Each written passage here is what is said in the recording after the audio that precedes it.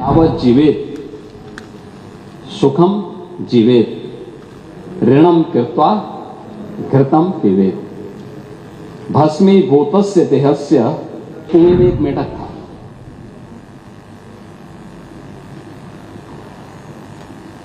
कुएं में पड़ा था, वहीं पैदा हुआ था, उसने दुनिया नहीं देखी थी। तो एक दिन बाहर का एक मेढक दुर्भाग्य से वहां आ गया। मुझे लगता है यही दृष्टि कूप मंडूक वाली आप लोगों की है। लेकिन आप लोग अभी भी अपने परिवार तक सीमित होना चाहते हैं। मुझे आप लोगों की बातों से एक चीज लगी, जो लगी जिसके बारे में चार्वाक ने भी बात कही, यानी जो अपने तक केवल सीमित करता है, जिसके बारे में उन्होंने कहा था कि यावत् जीवेत् सुखम जीवेत् ऋणम कृत्वा घृतम पिबेत्। भस्मीभूतस्य देहस्य पुनरागमन कुतः। और ये स्थिति आप लोगों की है, यानी केवल अपने तक सीमित करना। आपका परिवार डेवलपमेंट अथॉरिटी भी उसी का नमूना है। यही है, ये परिवार डेवलपमेंट अथॉरिटी की ये भावना ही इस पर आधारित है, जिसके बारे में स्वामी विवेकानंद ने कहा था कूप मंडूक होना। उन्होंने अपनी कथाओं में, अपने प्रवचन में एक बात को कहते थे कि एक कुएं में एक मेढक था।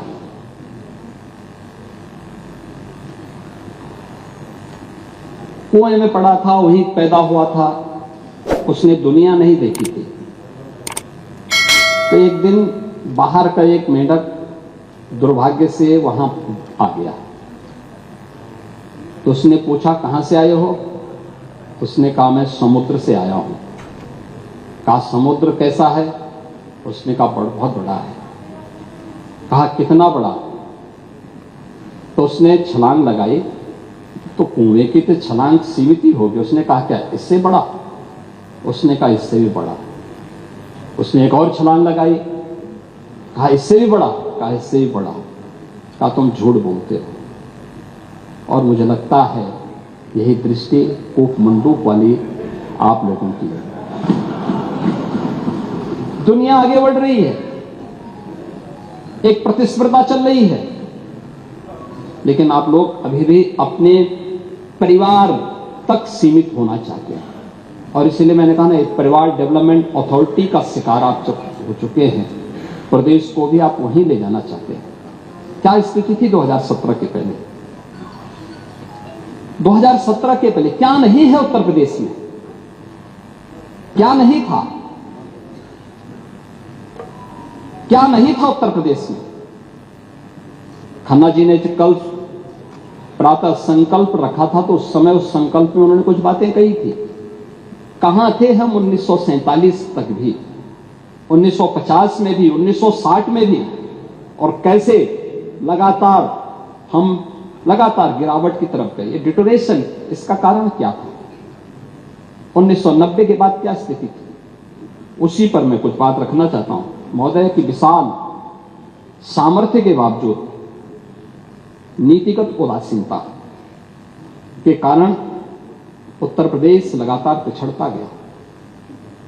और एक समय ऐसा भी आया जब 1980 के बाद की गिरावट ने 1990 के बाद विभत्स स्वरूप लिया, और उत्तर प्रदेश जो देश का सबसे समृद्ध राज्य था, और देश का सबसे बीमारू राज्य हो गया।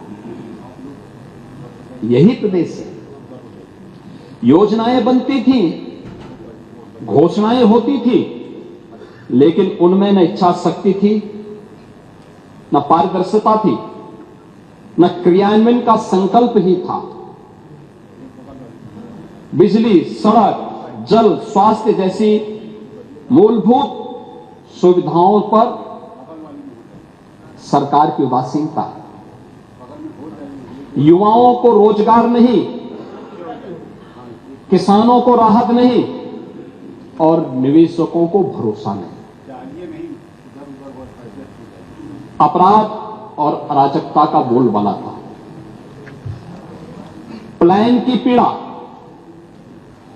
गरीबी और इलाज के अभाव में दम तोड़ते बच्चे, क्या ये सच नहीं? इंसेफ्लाइटिस से जो मौतें होती थी, डेंगू से जो मौतें होती थी, विभिन्न गंभीर बीमारियों से जो मौतें होती थी, ये सब क्या?